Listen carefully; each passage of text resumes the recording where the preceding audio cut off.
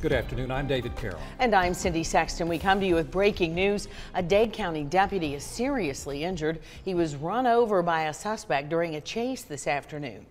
Now, it happened just before 3 on Highway 11. The deputy was putting down spike strips near South Cedar Lane, and he was run over. Part of the highway was closed. It has just reopened. That's where our Kate Smith is tonight. We'll check with her shortly. And the suspect's truck kept going and eventually crashed into the town square. Let's begin our team coverage with Tanisha Cordell.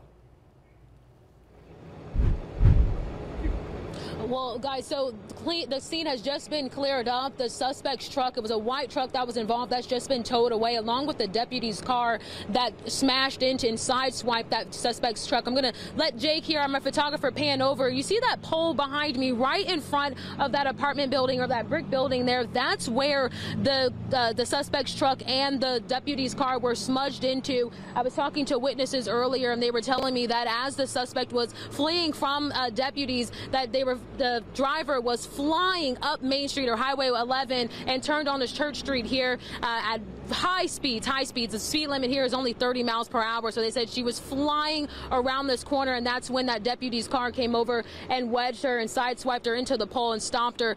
Witnesses here just say that they're just thankful that the deputy did stop her in time, just because that there are apartment buildings here. To just thankful that nobody was hurt. Now, again, one of the business owners I talked to owns a shop right next to where that car stopped. He says he saw this all go down. He says he saw the suspect get out of the car and police swarm over to her. Police had one of them, had the guns drawn on one, and the other one was down on the ground.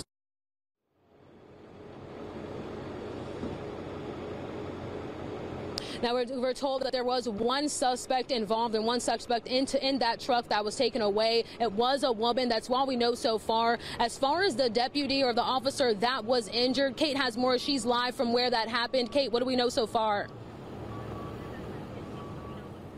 Well, Tanisha, I am told that officer has a very serious injuries. This evening, he is in critical condition after being flown to an area hospital. I am told that officer is currently undergoing surgery. A Dade County Sheriff's Office spokesperson says the officer was out of his car right here on Highway 111 near Cedar Lane when the burglary suspect slammed into him and then took off about 3 miles down to the town square.